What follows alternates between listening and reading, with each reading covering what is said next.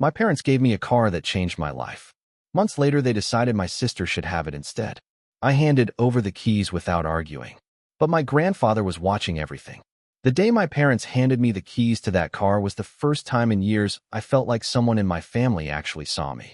It was not some shiny new vehicle or anything impressive, just an older gray sedan that had clearly been around for a while. The paint was faded in spots, the seats were worn down from years of use, and the radio only worked when it felt like cooperating. But when my father placed the keys in my hand, it felt like something much bigger than a car. It felt like trust. My name is Daniel Carter, and at the time I was 28 years old, working long shifts at a warehouse outside town. Until that day, getting to work had been a constant puzzle. Sometimes I took the bus. Sometimes a coworker gave me a ride. Sometimes I walked farther than I probably should have just to save a little money. So when that car became mine, even if it was not anything special, it meant freedom. I still remember sitting in the driver's seat for the first time. My hands rested on the steering wheel, and for a moment I just sat there quietly, letting the engine run. The sound was steady and calm, like the car had already decided it was willing to work with me.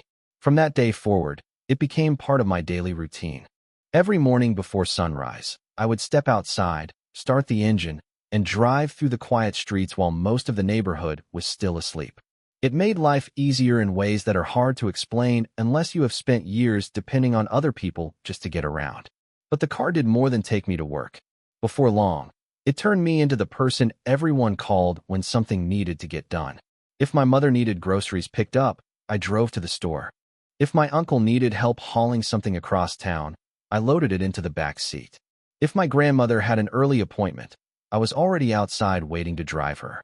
Helping just felt normal. In our family, it had always been that way. When something needed doing, I was usually the one who handled it.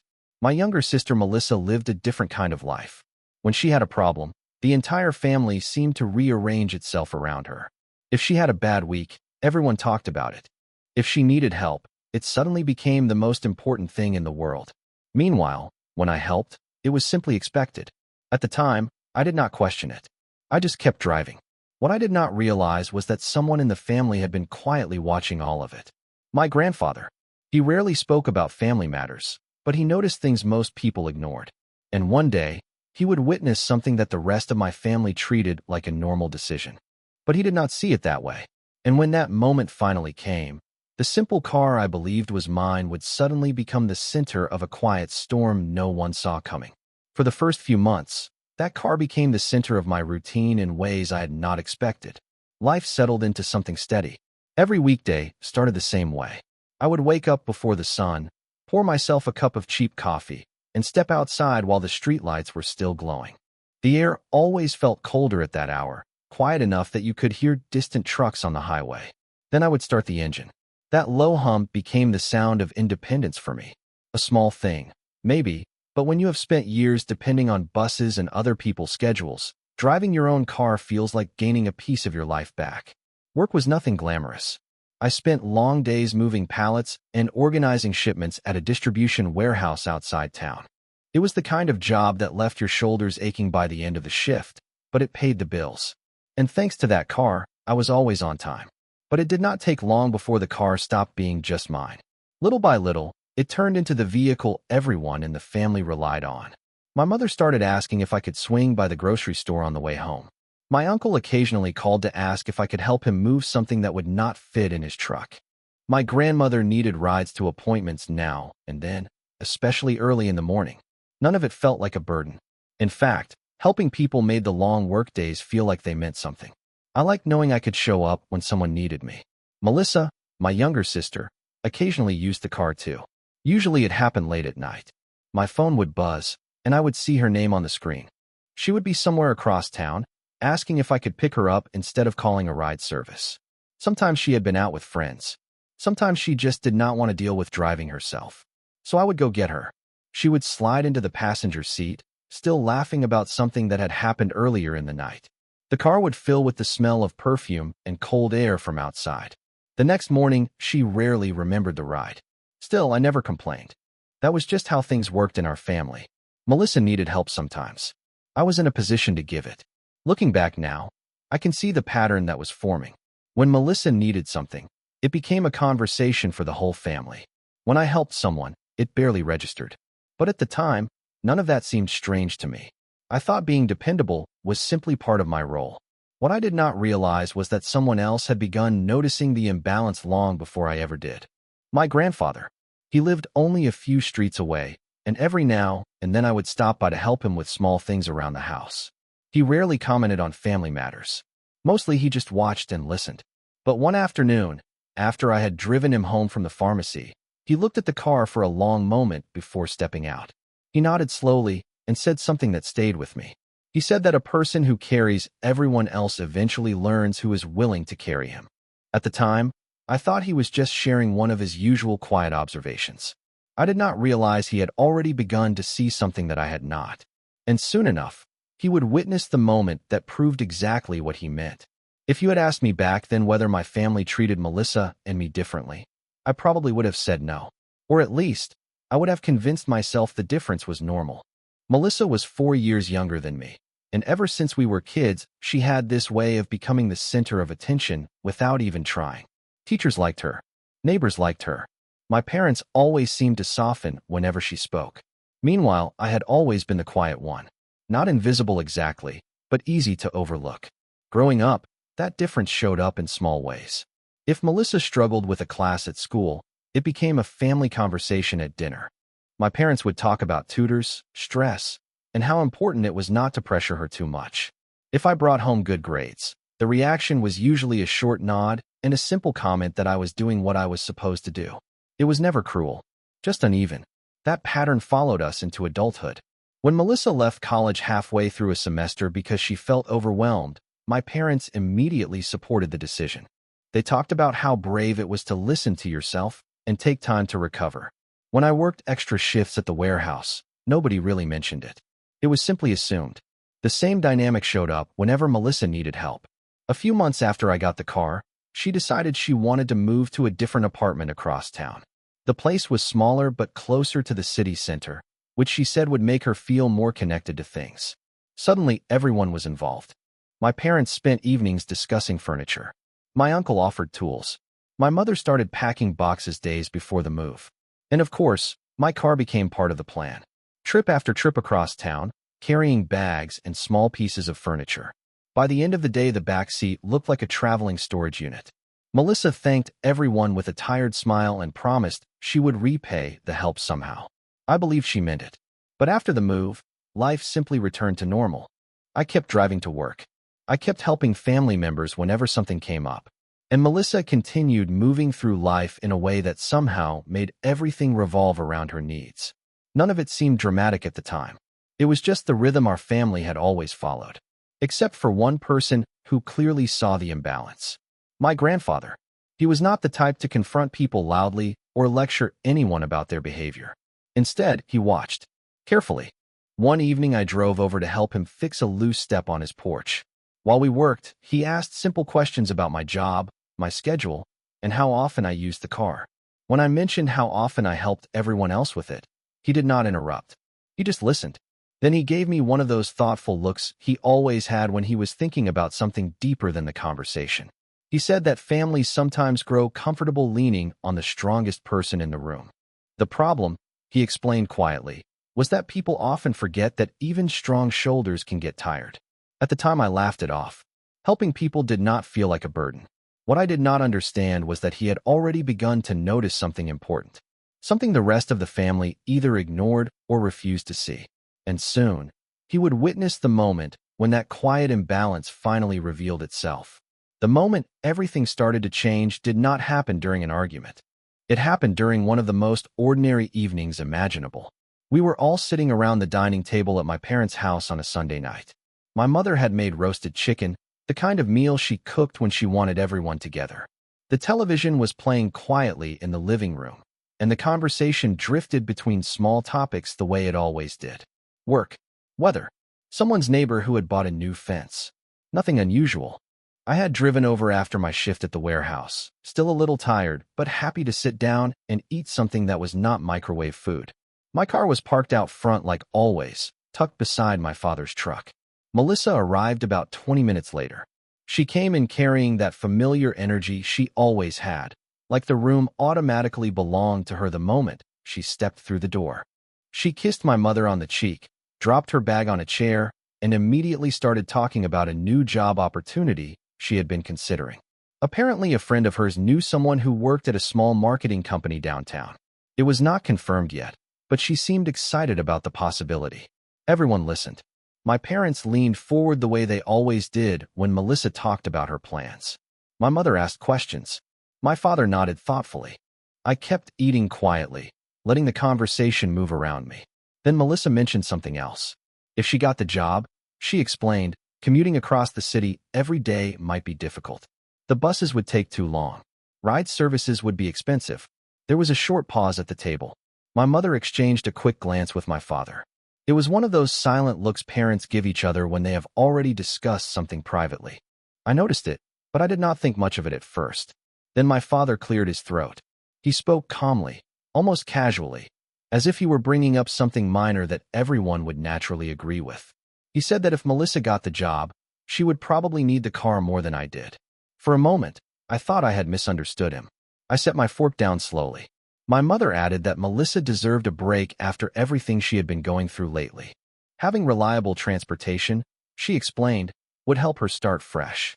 The way they said it made it sound like the decision had already been made. Like the conversation was simply explaining something that was now inevitable. No one asked what I thought. No one paused to consider that I had been the one using the car every day for months. They just spoke about it like the outcome was obvious. Across the table, Melissa did not look surprised. If anything, she looked relieved. That was the moment something strange settled in my chest. Not anger, just a quiet understanding. Because suddenly I realized something that had never been said out loud before. The car I thought had been given to me had apparently never really been mine at all. And the only person in the room who seemed to notice the way that realization landed on me was not sitting at the table. He was standing quietly near the doorway, watching everything unfold. My grandfather. The room stayed quiet after my father said it. Not the kind of silence that follows an argument. It was calmer than that. Almost comfortable, like everyone believed the situation had already solved itself. My mother continued speaking about Melissa's possible job. She talked about how important it was for her to have a fresh start. My father nodded occasionally, adding small comments about how difficult commuting could be without reliable transportation. The strange part was that no one actually asked me anything. They simply talked around the decision. I sat there for a moment, letting the words settle in my head. The car outside had been part of my routine for months. It got me to work every morning before sunrise. It carried groceries, furniture, relatives, and sometimes half the family when someone needed help. But none of that seemed to matter now. Apparently, Melissa needed it more. Across the table, she avoided looking directly at me. Instead, she stirred her drink slowly, waiting for the conversation to move forward. It would have been easy to argue. Part of me considered it for a second. I could have reminded them how often I used the car for work. I could have listed the errands and favors that vehicle made possible. But something inside me resisted that idea. I had spent most of my life avoiding conflict in this family. Raising my voice or forcing a disagreement would only turn the moment into something bigger. So instead, I did the simplest thing possible. I reached into my pocket. The keys felt heavier than usual when I set them on the table. The metal made a small clinking sound against the wood that seemed louder than it should have been. "There you go," I said quietly. No one stopped me. My mother sighed with relief. My father gave a short nod, like the matter had been handled responsibly.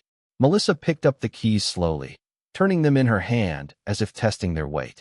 And just like that, the conversation moved on. Dinner continued. Someone asked about the weather for the upcoming week. My father mentioned a project he had been working on in the garage. To everyone else, the situation had resolved itself easily. But when I stood up to leave a few minutes later, I noticed something. My grandfather was still standing near the doorway. He had not said a single word during the entire conversation. But the look on his face told me he had been paying attention to every second of it. And unlike the rest of the family, he did not look satisfied with how things had played out. In fact, he looked like someone who had just made a decision of his own.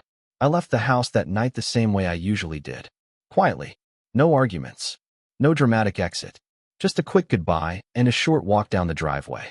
The empty space where the car used to sit felt strange when I stepped outside, but I tried not to think too much about it. I told myself it was not a big deal.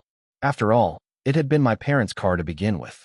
They had given it to me, and now they had decided to give it to Melissa instead. That was their choice. Still, walking home that night felt longer than usual. It was only about 20 minutes on foot to my small apartment, but without the car the distance seemed heavier somehow.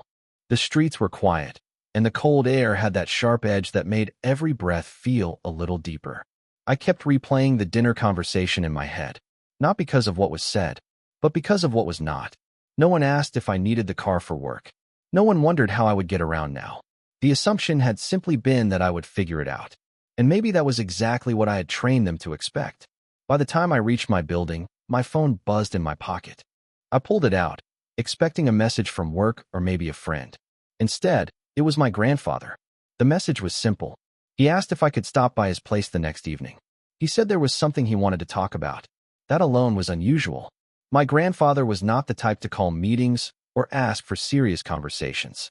Most of our time together was simple. Fixing things around his house, sharing coffee, talking about small, everyday topics. Still, I agreed. The next day after work, I walked over to his house just before sunset. His place sat on a quiet street lined with old trees that leaned over the sidewalks. He was already outside when I arrived, sitting on the porch, watching the street the way he often did. When he saw me coming up the path, he gave a small nod but did not speak right away. Instead, he gestured for me to sit beside him. For a few minutes, we just watched the evening settle over the neighborhood. Then he finally spoke. He said he had been thinking about what happened at dinner. Not angrily, not loudly, just calmly. He said something about the way decisions reveal things people do not realize they are showing. I stayed quiet, unsure where he was going with it. Then he looked directly at me, and the next thing he said caught me completely off guard. He told me that sometimes the only way to remind people of your value was to stop carrying the weight they had become used to giving you. At the time, I thought he was just sharing another one of his quiet observations. But I would soon learn that he had something much bigger in mind, something none of the rest of the family would see coming. My grandfather did not rush the conversation. That was always his way. He spoke slowly, like someone who believed words should only be used when they actually mattered. After he said that thing about people forgetting the weight someone carries for them, he leaned back in his chair and looked out at the street again. Cars passed every few minutes. Kids rode bikes down the sidewalk. The evening looked completely normal. But the question he asked next was not. He turned his head slightly and asked how I planned to get to work now. The truth was, I had not figured that part out yet. I shrugged and told him I would manage somehow. Maybe I would take the early bus again. Maybe I would ask a coworker for rides until I saved enough money to buy something cheap. It was not ideal, but I had dealt with worse. He listened carefully. Then he asked something else. He asked how many times I had used that car to help the family. At first I laughed a little because the question sounded strange. I told him I had never counted. Probably dozens of times. Maybe more. Groceries. Appointments. Moving furniture. Picking Melissa up late at night. He nodded slowly as if he had already known the answer. Then he asked one more question. He asked how many times someone in the family had helped me in the same way. That one took longer to answer. Not because I did not understand the question, but because the answer felt uncomfortable once I actually thought about it. Eventually, I admitted that it did not really happen like that. I was usually the one doing the helping. He sighed softly. Not the kind of sigh someone makes when they are annoyed. It sounded more like disappointment. Then he told me something I had never heard him say before. He said that generosity is a good thing, but only when it is respected. If people start treating it like something they deserve, he explained, it stops being generosity and turns into expectation. I sat there quietly, letting that settle. After a moment, he stood up from the porch chair and told me to come with him to the garage. That part confused me. His garage was full of old tools, wooden shelves, and boxes he had collected over the years. I had helped him fix plenty of things in there before, but nothing about the moment suggested we were about to work on something. Still, I followed him. He walked slowly across the garage floor, past the shelves and tool bench, until we reached the back corner where an old tarp covered something large. Then he grabbed the edge of the tarp. He paused for a second and looked at me, and the expression on his face told me this was not going to be a small gesture. It was going to change something. Then he pulled the tarp away. When my grandfather pulled the tarp away, I honestly thought I was looking at someone else's garage, because sitting there, under a thin layer of dust, was a car. Not brand new, not flashy, but clearly well taken care of. It was an older dark green sedan, the the kind you rarely see anymore, because people stopped keeping them running years ago. The paint still had a deep shine under the dust, and the tires looked almost new. Even the chrome trim along the doors caught the light from the garage window. I stared at it for a long moment, trying to understand what I was seeing. My grandfather watched my reaction quietly. Then he reached into his pocket and pulled out a small set of keys. He held them out in front of me, but he did not let go right away. He said this car used to belong to my grandmother. She drove it everywhere before she passed away. Grocery runs, church on Sundays, visiting friends across town. After she was gone, he explained, he could not bring himself to sell it. So he kept it, maintained it, started it every few weeks so the engine stayed healthy. I was still looking at the car when he finally placed the keys in my hand. For a second, I did not know what to say. I told him I could not take it, that it was too much, that it was something connected to my grandmother. But he shook his head immediately. He said something simple that stopped the argument before it could start. He said that a car should belong to someone who uses it to move forward, not someone who lets it sit in a garage out of memory. Then he looked at me in that steady way he had.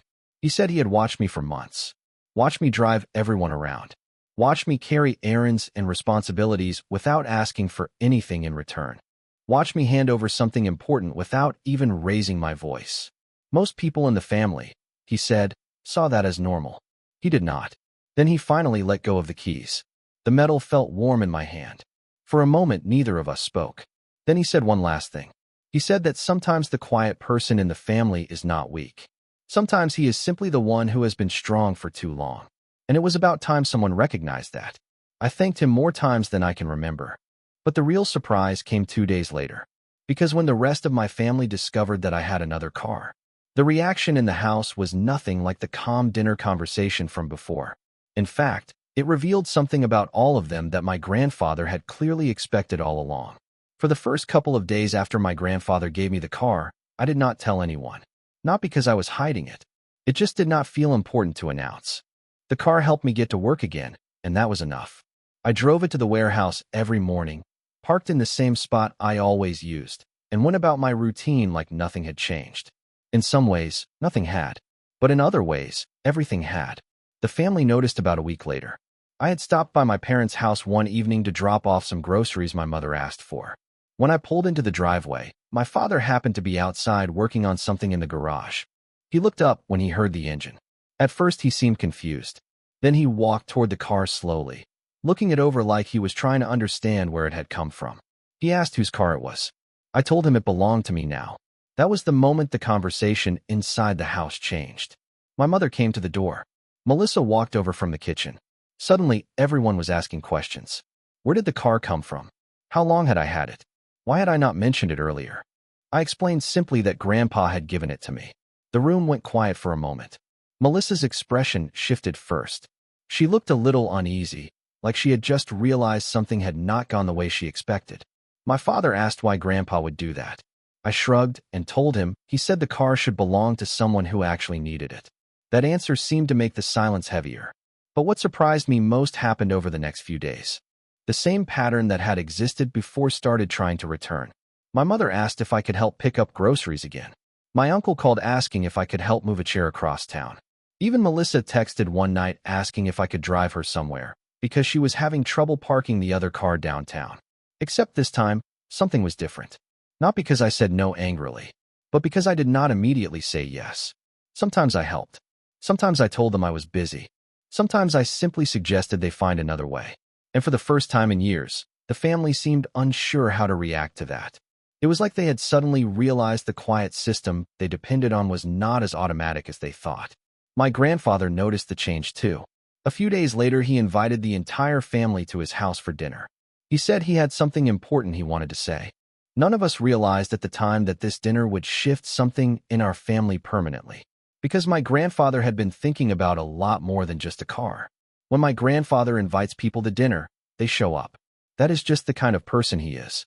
No drama, no pressure, but everyone understands that when he asks for something, it matters. So that Sunday evening, the whole family gathered at his house. My parents arrived first. Melissa came a little later. My uncle and aunt showed up with a dessert nobody really needed. The house slowly filled with the familiar sounds of chairs moving and small conversations. At first, The evening looked completely normal. We ate. People talked about work and neighbors and random things that did not really matter. My grandfather listened more than he spoke, the way he always did. But I noticed something. He kept watching everyone. Not in a suspicious way, just carefully, like he was studying something he had already made up his mind about. Eventually, when the plates were cleared and the room had gone quiet again, he leaned forward slightly. That was when everyone stopped talking. He said he had been thinking about the family for a while, about how people help each other, about how sometimes certain people end up carrying more than their share of responsibility. Nobody spoke. Then he said something very direct. He said he had watched Daniel, me, for years. Watched how often I showed up when someone needed help. Rides, errands, moving furniture, fixing things, solving problems nobody else wanted to deal with. He said none of that had gone unnoticed. But what bothered him was something else. He said he had also watched how easily everyone accepted it, like it was simply expected. The room became very still. My mother looked down at the table. My father rubbed his hands together slowly. Melissa shifted in her chair, but did not say anything. Then my grandfather said the part that changed everything. He explained that recently he had updated his will. That got everyone's attention immediately. He said he had decided that the person who spent the most time taking care of others in the family should be trusted with taking care of what he would leave behind someday. The house, the property, everything. And then he looked directly at me. He said that responsibility would belong to Daniel. No one argued. No one protested. Because suddenly the room understood something my grandfather had understood long before that dinner. Sometimes the quiet person in the family is not the least important one. Sometimes he is simply the one everyone else depends on. And once that truth was spoken out loud, the balance in our family was never quite the same again.